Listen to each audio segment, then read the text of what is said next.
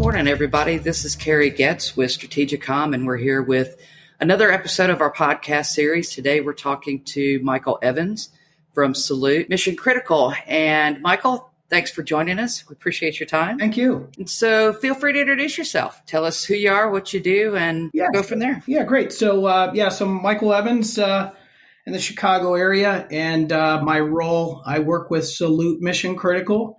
I just joined in December, but I took the opportunity there because of I really liked their mission, which was to provide veterans who don't have work, to get them brought into the Salute organization, get them trained and educated, and actually deploy them out to do some mission critical work with the data centers. So my current role is I'm actually the vice president of our client relationships. So in essence, what I do, I'm responsible for a handful of clients, really Salute's overall relationship with them. And some of those are national, multinational, or global clients. And so my role is obviously to, build out our relationship with them and actually provide the services that we do offer for them. Awesome. So tell us a little bit about what you did when you were enlisted. What branch of the service were you in? What was your kind of daily duties there? Sure. So I was actually in college at the time. And, I was kind of one of those guys that was a good student in high school, but got to college and wasn't quite sure what I wanted to do. And really liked the messaging of the Marine Corps, the discipline, get myself in good shape and really kind of figuring out, what life has to offer down the road. So I figured, with that complement and the college education that I was going towards, that I can kind of do both. So I actually was a 0331 heavy machine gunner, and I signed up for the Marine Reserves, and that allowed me to not only get the military experience and the discipline and all that, but also complete a college education at the same time. So I think really when I got out of Parris Island and I got through all my job training, it really kind of got me really laser focused into, some things that I wanted to do, which was really to kind of get into sales and with the discipline and the work ethic and all the things that I learned in the military. It really complemented the education that I came out of college with. Oh, awesome. Well, thank you for your service. We certainly appreciate that. I have a nephew that's a Marine. Right. Oh, thanks. Yeah, there's definitely some parallels. And I think what Salute is doing is a really great thing, getting people more in this industry. But tell us, when you started college, did you really think you'd be working in Mission Critical? No, actually, not at all. I started out of college and worked for the rental industry, actually renting cars to customers. And so I put my work ethic together there and long hours. And then really a buddy of mine got me into selling infrastructure solutions. So I started as really on the desk and inside, just learning how to, and that work ethic and the discipline and the showing up and mission complete, I was able to quickly, outpace some of my competition, which got me into kind of an outside selling role. So I was selling infrastructure solutions to commercial clients, but then, even, IT rooms back in the day. And then I got into on the manufacturing side of that. And then I kind of went back into distribution. So I spent probably out of the 20 plus years that I've been in professional selling, in actually all kinds of different capacities, I probably spent maybe 18 or 17 of those in really selling IT type hardware. And then really, I actually had a really large job. I had a big team. And I had a very, very big budget on an annual basis for a leading global distributor working with mission critical clients. And when I really saw what Salute was doing and the fact that they were putting hundreds and thousands of veterans that didn't have jobs, some of them were homeless, that we brought them in, providing with the onboarding and understanding and know-how, got them OSHA trained and educated in data centers, and really put them out to service these clients. I realized that that's exactly what I want to be a part of, a small company that actually is doing the really good things for the mission critical space, and I wanted to be a part of it. So I took a chance, started over with Salute in December, and it's been an unbelievable ride for me. I love what I do. I love the fact that we are providing, putting people to work, but also providing those hyperscaler colos that can't find good talent, to finding them the right talent to help them do work too. That's part of the reason that we've actually included so many Salute folks in this podcast. We certainly agree with what they're doing too. I think it's an amazing service that they provide, and they do amazing work. Mm-hmm. Customers love them, and kind of got to make your job selling pretty easy too. Well, you did bring up a good point. If we're not providing the right tools and the training and education and continuing education with our technicians, all the things that I'm promising and committing that we can do really good by these clients is going to be for naught. But you're right. I mean, it makes my job a lot easier, if you will, that we've got a great team. We all work really together. It's kind of like the trenches, in the Marines. You all have to work together, and the chain is only as strong as the weakest link. So we all have to, put in the effort to actually make sure that we provide a good service for our clients. So you touched on a few different careers here, and since part of the reason for these podcasts is a career fair, talking about what your typical day is, kind of what you do, and obviously, not everybody has the degree, whether they went through the service to get the degree. There's a lot of folks coming out of the service without a degree. Mm-hmm. Trades, I've said this before on the podcast, and I'll say it again. If it weren't for the trades, none of us would have a job. So, because nothing would get built. So tell us a little bit about some of those roles, between selling infrastructure and working for distribution and what you do now. Kind of talk us through what your typical days were and how it's morphed and changed into the role you have now. Yeah, I and I'm not going to say it was because I was putting I had made all the right decisions, but for some reason I'll call a little bit of a good decisions and a lot of luck. But I basically started out in kind of a retail selling environment, but it got me to, really kind of a manufacturing type selling environment where I was selling to all kinds of different types of clients. And then I got really kind of into the distribution world of that, where I was selling to multiple clients, but more taking a lot of manufacturers and really providing, instead of one manufacturer, providing a lot of manufacturers and selling to clients. And then really, so between, I think, the retail, the manufacturing, and the distribution, I was able to see kind of the whole chain of how to, things all work together with the contractors, with the retail, with how it all kind of comes together. Really gives me a good overview of when I'm working at Salute. I have the ability I've been in those situations. I understand when I do work with a client that it's more than me, that there is people that have to deliver the product, that people have to, there might be contractors like us that are involved in that, helping that client. So I think it gave me a pretty good experience seeing different types of companies. And then I think the other thing is that, I started really on the desk. So I understand what the inside people have to go through to kind of get those orders out or to return products. But I also have been I've been in a global sales role where I was, really working with a client that had maybe multiple needs and really just understanding a bigger picture of more strategic rather than a transactional.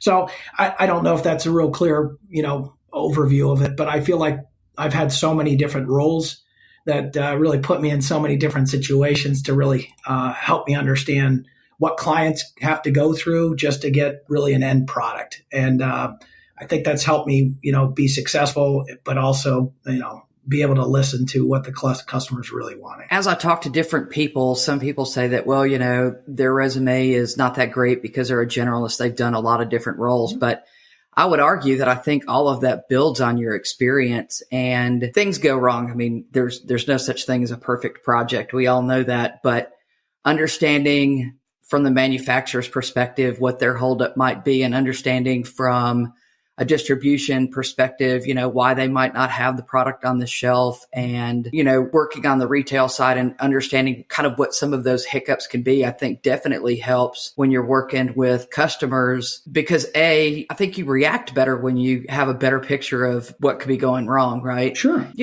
And I think it helps with the communication too, because like I said, stuff goes wrong. We all know it goes wrong, and it's how you deal with it that really makes a difference at the end of the day. But being able to communicate that clearly, it definitely calms down the end user when their project is about to be impacted by something that's not doing what it's supposed to do, right? Correct. The military helps you there too. Yeah, exactly. And I think, kind of turning it, maybe not myself, but, we just spent a couple of days, in the field, working with some clients. And, I had an opportunity to meet a lot of our operations team.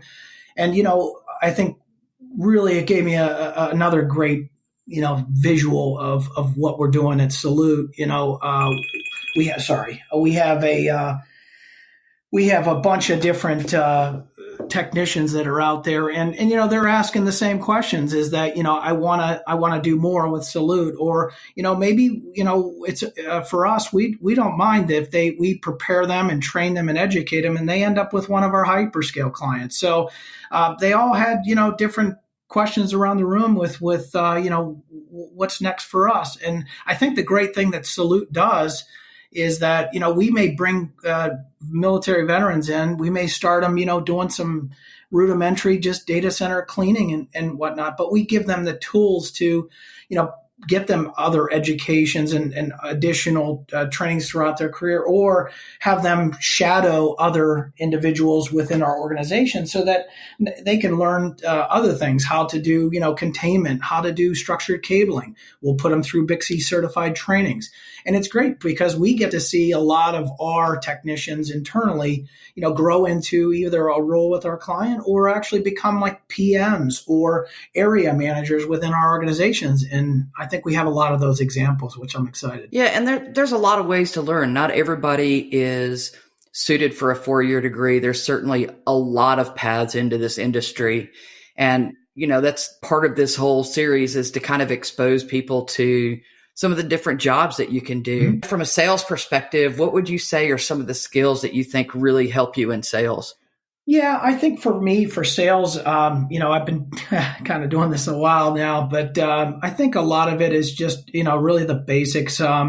It's like even when I start my typical day doesn't start like a lot of people in sales. I mean, my typical day starts sometimes on a Sunday or the night before.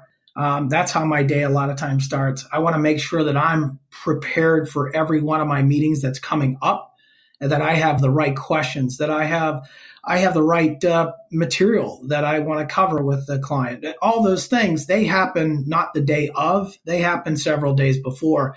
And I think, that's what I've learned a lot is the proper preparation. And I think with the military and actually experience with a lot of clients over the years, it's really best prepared me to actually be successful with my clients and understand, hey, I want to understand your needs, but I'm also prepared to actually discuss, how we can best help you. Yeah. And I mean, you guys do offer quite a bit of services. So if you picked, one of your bigger customers, what types of services does Salute offer that, you can kind of piggyback and sort of radiate within that customer and expose them to? Yeah, I think so. We've been around for 6 years. We actually just became the Fast 500 by Duluth.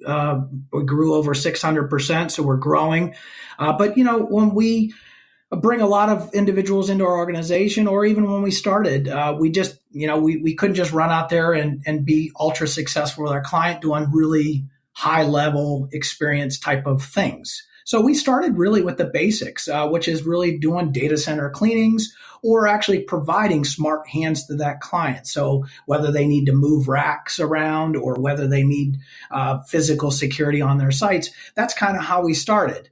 And really the cleaning and really staff AUG services where we provide, individual technicians, it really is still a big part of our company. But I think really now, when I talk to a client, it's good because it's more now consultative for us because we've done not only the cleanings and we've not only done some of those staff services, but we've actually gone into higher level things where we're actually providing structured cabling for our clients. We're doing, cage build outs, containment. We actually have a lot of our technicians that are running co-locations or hyperscaler data centers. We're running 7x24 coverage. Those are our technicians. So I guess I really wouldn't say we have a sweet spot per se, except really what we do really well is providing good talent that could do multiple different things for our client, which makes them extremely efficient with actually getting things done at their sites. Data center cleaning has actually come up on a couple of these calls. So tell everybody what's involved in data center cleaning, because I think it's important that everybody knows it's not just running a broom out there on the floor. Right. So, yeah. So, I mean, I'm probably not the expert on all that we do, but I think, from an operational standpoint, you've got to, I think the great thing about bringing in the veterans is that the veterans are used to being in critical environments. They're used to actually understanding, how to do take orders, how to complete a mission and actually do it properly. And I think those are the things that we see in a data center cleaning versus just a commercial building, is that you've got to be aware of your environment. You've got critical hardware. You've got clients that, critical clients that really can't be down ever. And so when bringing in the veterans who understand, we've been in critical environments, whether that's in the military and completed those missions, there's a lot to really, know in a data center to not touch. And right. But again, I think the thing that I like the best is that, whether we're doing a data center clean or other things, is that we've had a lot of success with our personnel because, these folks are used to working under, long hours, hard conditions, but they're able to show up, they're able to complete the mission, all the different things. And the other thing is too, is that, not to get into other things, but I think this is important, is we also have a software tool at Salute that actually locks down a lot of those processes. So what it allows is that a consistency of service for our customers, but it also, when our technicians got in, we can basically customize that to the client to say, hey, when you do a cleaning, we want you to start with a safety briefing. So no one, we're cognizant of people not getting hurt, but we want we want you to swab this and we don't want you to touch this. We can really kind of lock down all those processes in the tool. And then the customers can get exactly what they want every time. It's really important for people to understand that when you do clean a critical environment, there's a lot that comes into play, not lifting up too many tiles in one section and HIPPA filters to make sure that all the dust comes out of there. And that's something that a lot of people don't actually do in their data centers. And really, you're supposed to do it at least once a year. But not everybody does that. So, it's one of those critical pieces that kind of goes by the wayside. People don't really think about. Yeah, you're exactly right. It is definitely one of the things people do forget about. But at the end of the day, if you have a dirty environment or your filters aren't replaced in a timely fashion, that gets your airflow in properly, which means your critical equipment has to run harder and hotter. What's your chances of that breaking down? It's chances you going down. So something as simple as, dirty air in a dirty environment, it really can have a drastic effect on the performance of your data center. Sure. And, all that dust builds up static too. But I could tell you from experience, I've gone through and done audits, and under a raised floor, you see things like, boxes of Christmas decorations and 6 packs of beer right in front of the chiller because it gets nice and cold. All those things that are not supposed to be there. Well, and interesting too is that we not only do, operational cleans, we do get into post-construction cleans. So our folks do actually see a lot of that crazy stuff on a regular basis where you just can't believe what people left over. But so we'll do that as well. Out of sight, out of mind. You got that right. When you start with a customer, let's talk a little bit about the sales cycle, because it's not like, that somebody just walks in and you sell them a phone or you sell them a widget. When you start engaging with a customer and you sit down and you have the conversations and figure out kind of what they're going to need and what they're going to do, it doesn't stop there. So let's talk about what happens after they say, okay, this is great, let me sign on the dotted line. How do you carry forward that whole sales cycle through, obviously there's project managers, but you don't disengage at the point that they've signed on the dotted line. Yeah, and exactly right. As my, in my role is, I really own the overall relationship of the clients. So,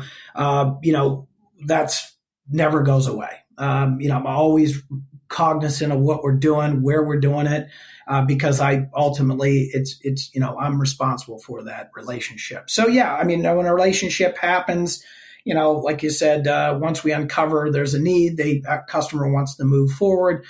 For me, I'm kind of that, I don't know what the word is almost that single point of contact. And then really if it's, quoting, I bring in the inside team. If it's then like you said, we go to then, I want to move forward with it. We get a commitment from that client and then we bring in the proper resources. And if it's actually, hey, we'd like to do a cleaning, something, basic like that, what we do is I get the operation team involved. We got a commitment from the customer. We figure out obviously all the billing and all that different things if we don't already have that set up. And then at that point, we basically schedule, we look at exactly what the job description is or what we're actually bid, what we actually want to complete. And then we actually ensure that we have the technicians that have the skill set that actually can perform that. And then we actually then would assign them and schedule that work to be done based on, what's best for the client, what's best for, how we can kind of schedule that in and agree upon a good date. And then at that point, we have the technicians. We'll assign generally a PM or an area manager in that area to ensure that, everything runs smoothly with the job. And then, once it's completed, we basically document every day, whether that's our tool that, as I described before, that actually manages all the step-by-step process. We actually provide that day-to-day record that's signed off by the client that we're actually performing on schedule, and the work that we are doing is actually getting done to their satisfaction. And then at the end of the day, we close out the job. We, obviously bill out the client, and then we have a reportable of all the things that we completed, signed off by the client that they're happy and pleased with the work that we've done.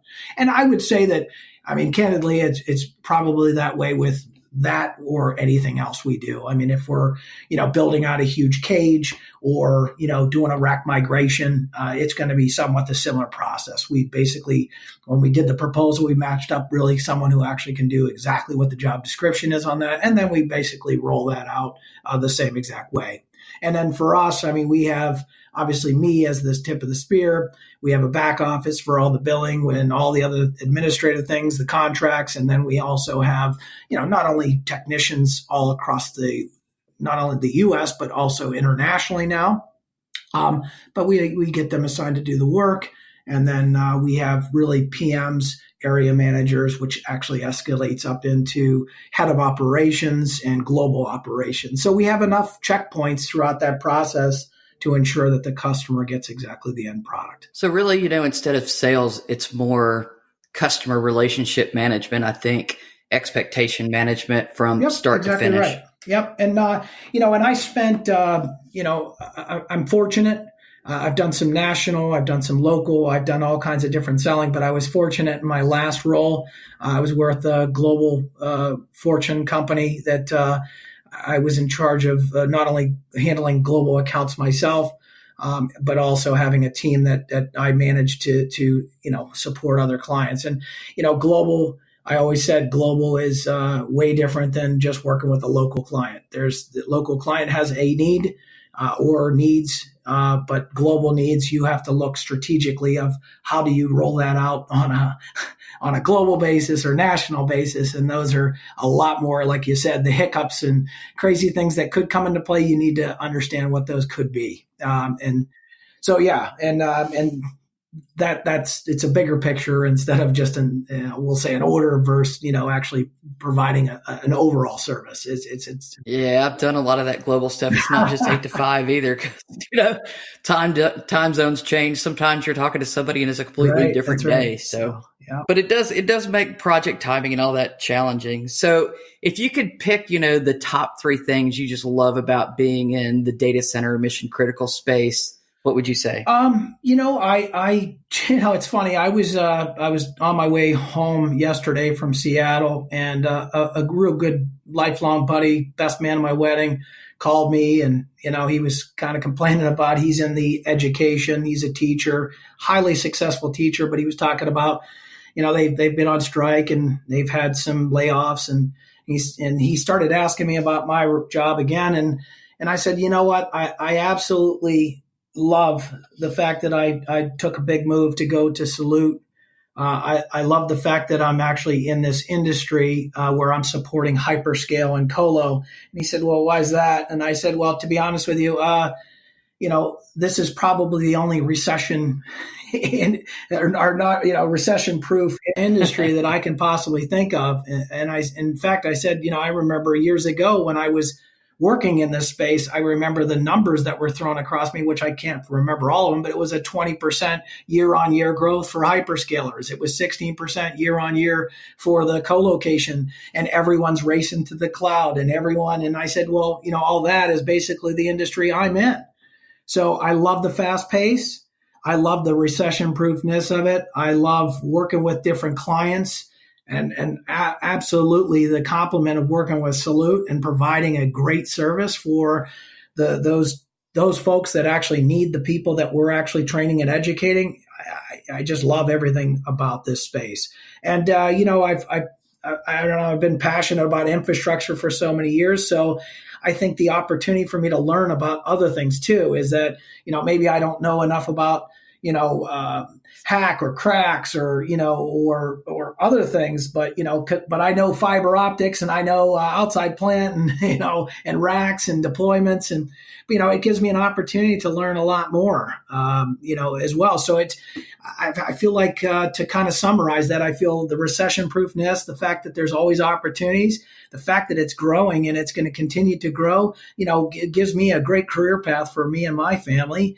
And I just like that every day I wake up and it's just there's constantly something else I can do or can do to support a good client. So and obviously being at a good home. So those are the things I think really makes me pretty happy to be where I am. Yeah, it's definitely an ever-changing industry. If you don't like what you're doing, all you got to do is turn about 2 inches to the left, and there's something else you can get really good at. And turn about 2 inches to the left again, and there's some other stuff you can get really good at. Exactly right. Yeah, exactly right. So what would you tell the next generation coming in, or vets coming back, or, do you have any sort of pay it forward advice that you'd like to pass on before we conclude here today? Well, I mean, I guess from a veteran standpoint, I had an opportunity to talk to some, like I said, I was with one of our operations team early in the week. And it was, to be honest with you, I was the only sales guy in that room. So I probably was supposed to shut my mouth the whole time, which I did do a pretty good job of, even though it's difficult. But I think the thing my advice to the ones that were in in that room is, my job as a salesperson is to continue to sell and grow client relationships so I can keep putting, you folks to work. And then I think for all of them, being at Salute or coming out of the military and coming into this industry of there's just plenty of opportunities. There's plenty of opportunities to get education, take advantage of it. So for us at Salute, my 2 cents to them is that, so what, you're doing cleaning today? We have the tools. You could get into, Schneider's University or DC Pro or all these other things that we have available for them to continue their education. And then, they can take that and then learn how to do, hey, I want to, can I build out a containment and be shadowed with someone? So I think this industry offers a lot of education, a lot of opportunity. And I just would say if I was coming out of the military or if I was coming out of the college even, I would absolutely try to pursue an opportunity in the hyperscale or data center industry. Yeah, there's lots of paths to learning, and everybody learns differently. And that was one of the things that I really liked about the Salute model is there is a lot of on-the-job training. There's a lot of apprenticeship type learning. And, this industry moves so fast. There's a lot of the kids coming out of school still have to go get certified because it just changes that fast. And curriculum doesn't change every 6 months like this industry does. So, lots of things to learn and lots of ways to learn. Well, I absolutely appreciate your time today. Look forward to continued conversations with some more of the good folks at Salute. But again, thank you for your service. We certainly appreciate your taking the time to give us a chat. Sounds great. Thanks, Carrie. I appreciate your time. Thanks. And for the rest of you, we certainly appreciate your time listening to this podcast series. We hope you're finding it helpful. We always welcome comments and feedback. Feel free to share this for your outreach programs to those in schools. And we look forward to speaking to you on our next edition of the podcast. Have a great day.